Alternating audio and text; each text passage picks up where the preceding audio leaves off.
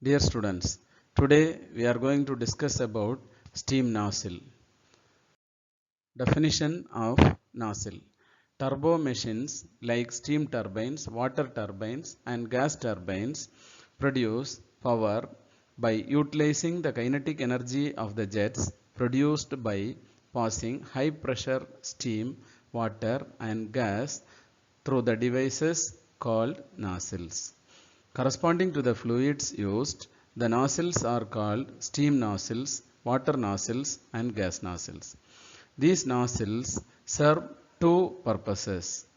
First one, to convert pressure energy and thermal energy into kinetic energy. And second one, to direct the fluid jet at the specific angle known as nozzle angle. Some applications of a nozzle.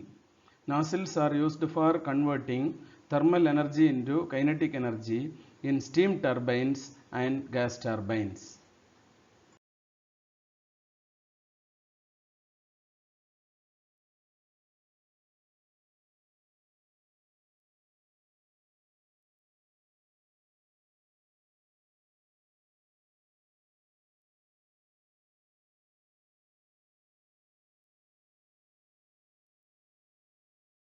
Nozzles are also used for converting pressure energy into kinetic energy in water turbines.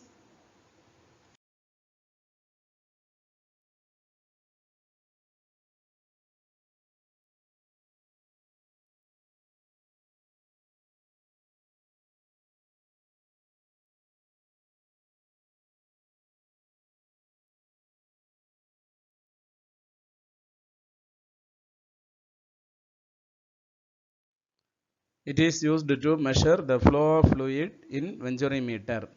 It is used for removing air from a condenser. It is used as injectors for pumping feed water to boilers.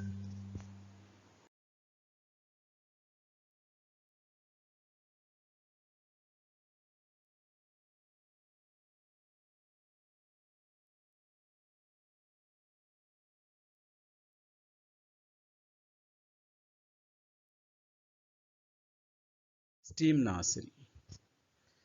A nozzle is a device having a duct of varying cross section which converts heat energy of steam into kinetic energy. When a fluid flows through a nozzle, its velocity increases continuously and pressure decreases continuously. A well-designed nozzle converts the heat energy of steam into kinetic energy with a minimum loss. It is interesting to know that the steam enters the nozzle with a high pressure and negligible velocity but leaves the nozzle with a high velocity and small pressure. Working of steam nozzle. In the first part of the nozzle, the steam increases its velocity, but in its later part, the steam gains more in volume than in velocity. Since the mass of steam passing through any section of the nozzle remains constant, the variation of steam pressure in the nozzle depends upon the velocity, specific volume and dryness fraction of steam. Application of steam nozzle. Use of steam nozzle in steam turbine is to produce jet of steam with a high velocity. Types of steam nozzle.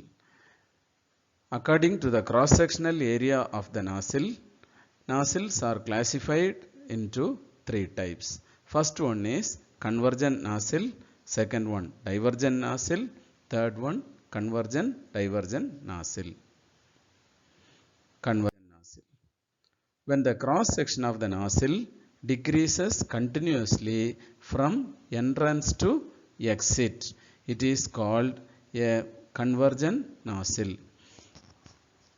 By using this convergent nozzle, the flow of the fluid can be increased to sonic velocity. Sonic flow is the flow which has the same velocity as the sound. Divergent nozzle. When the cross-sectional area of the nozzle increases continuously from the entrance to exit, it is called a divergent nozzle.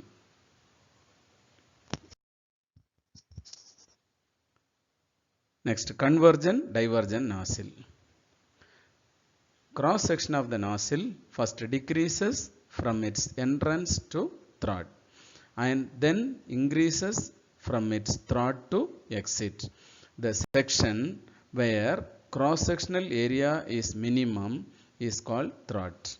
In convergent portion, steam enters the nozzle with high pressure but with negligible velocity. Thus, there is a drop in the steam pressure with rise in velocity. There is also a drop in enthalpy or total heat of the steam. The drop of heat is not utilized for external work, but it is converted into kinetic energy. In the divergent portion, there is a further drop of steam pressure with a further rise in its velocity. Again, there is a drop of enthalpy or total heat of steam, which is converted into kinetic energy. The convergent divergent nozzle is used to convert subsonic flow into supersonic flow. In the convergent part,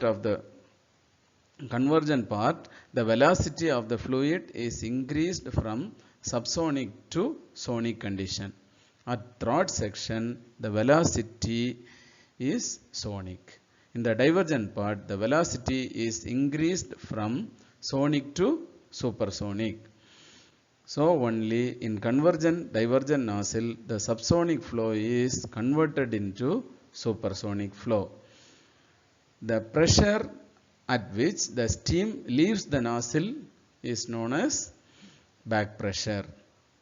No heat is supplied or rejected by the steam during the flow through the nozzle. Therefore, it is considered as isentropic flow and the corresponding expansion is considered as an isentropic expansion. Assumptions for flow analysis of a nozzle. So, while doing analysis of flow in a nozzle, the following assumptions were considered. The flow of fluid is assumed to be one-dimensional. The change in area and curve along the axis of the duct are gradual. Thermodynamic and mechanical properties are uniform across the planes normal to the axis of the duct. The flow of the fluid is assumed to be steady flow. Thank you.